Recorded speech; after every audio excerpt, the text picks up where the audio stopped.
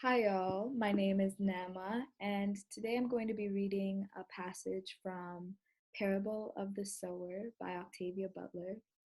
And for those of you who don't know, Octavia Butler was an extremely visionary and some even say, I would venture to say, prophetic science fiction author.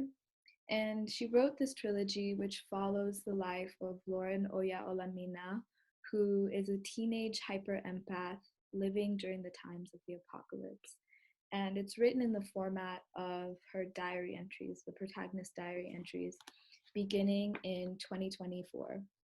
So, the passage I'm going to read today is a conversation between the protagonist and one of the other girls who lives in her neighborhood. And they're talking about what they think the future is going to look like. And for context, this book is set in Los Angeles in the 2020s, where people lived in walled communities, and there's a lot of poverty, there's a lot of death, there's a lot of drug addiction. In a lot of ways, it's not that far off from our world today. It's just exaggerated a bit, and not even exaggerated, just amplified, intensified. And with the way that things are going, it doesn't even feel like that far off of a possibility. Um, and I think this time has shown me how necessary Octavia's words are, not only as comforts, but as preparation for a future that is dawning on us faster than I think any of us could have imagined. So, um, yeah, let me get into it.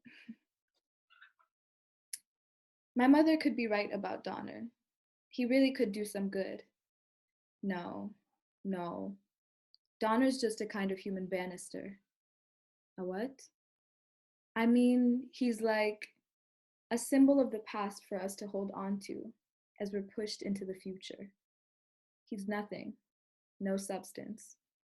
But having him there, the latest in a 2.5 century long line of American presidents, makes people feel that the country, the culture they grew up with, is still here, that we'll get through these bad times and back to normal. We could, she said. We might. I think someday we will. No, she didn't. She was too bright to take anything but the most superficial comfort from her denial. But even superficial comfort is better than none, I guess. I tried another tactic. Did you ever read about the bubonic plague in medieval Europe? I asked. She nodded. She reads a lot, the way I do, reads all kinds of things.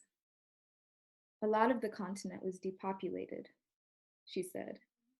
Some survivors thought the world was coming to an end. Yes, but once they realized it wasn't, they also realized there was a lot of vacant land available for the taking. And if they had a trade, they realized they could demand better pay for their work.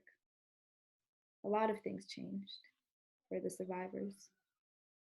What's your point? The changes. I thought for a moment. They were slow changes compared to anything that might happen here, but it took a plague to make some of the people realize that things could change.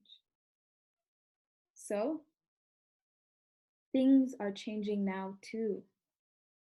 Our adults haven't been wiped out by a plague, so they're still anchored in the past, waiting for the good old days to come back.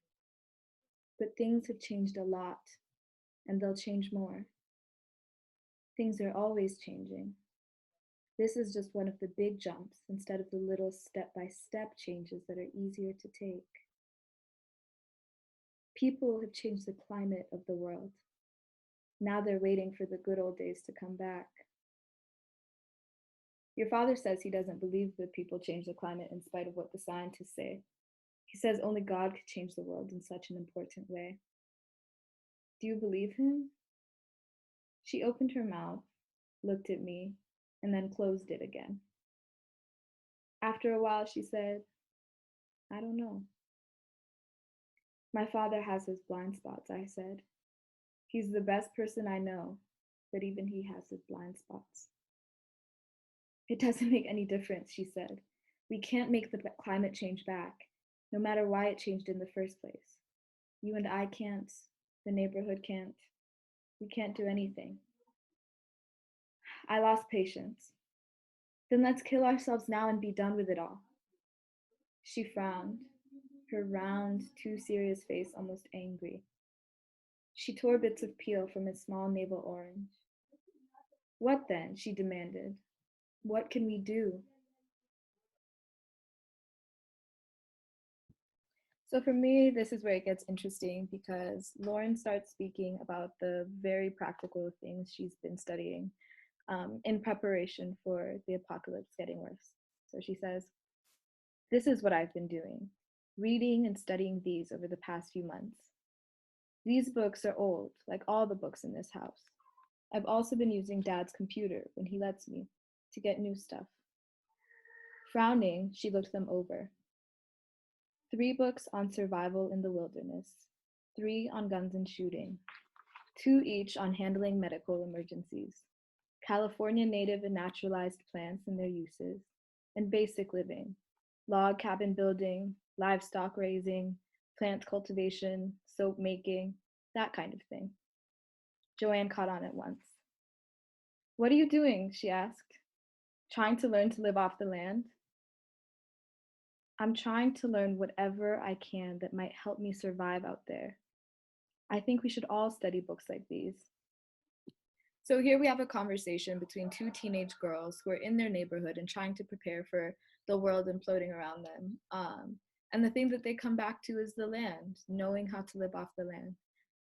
And to me, that's something that I'm feeling these times that we're in with COVID are also calling for us to reflect upon because, as you know, most people are only leaving their houses, or they're supposed to only be leaving their houses. We know that that's not what's happening in practice. But supposed to just be leaving your house to get groceries. But what happens if the supermarkets shut down, right? We have to have access to growing our own food. And it really moved me to see that this is something that Octavia Butler was writing about. And putting this on a stage in the 2020s, we're in 2020 right now. This diary passage is from 2025. And it's all just so much closer than I think we realize. And so I felt called to read this passage for this time capsule channel that I'm putting together because I want to remember that this is what I was musing on right now. I think YouTube right now is an incredible resource, more than incredible. It's like a lifeline for a lot of people. I personally don't have steady Wi-Fi connection, so I'm not YouTubing that much, but I know that it's a place where the world gets to go and find information about anything they're looking for. And my hope is to leave this as a techno fossil for other people who are really thinking as practically and pragmatically as possible about what to do if things get worse, because it looks like they're inevitably going to, unfortunately. And the last quote from this conversation that I wanted to share was something that Lauren again said to Joanne. She said, "I want you to be serious. I realize I don't know very much. None of us knows very much, but we can all learn more. Then we can teach one another. We can stop denying reality or hoping it will go away by magic."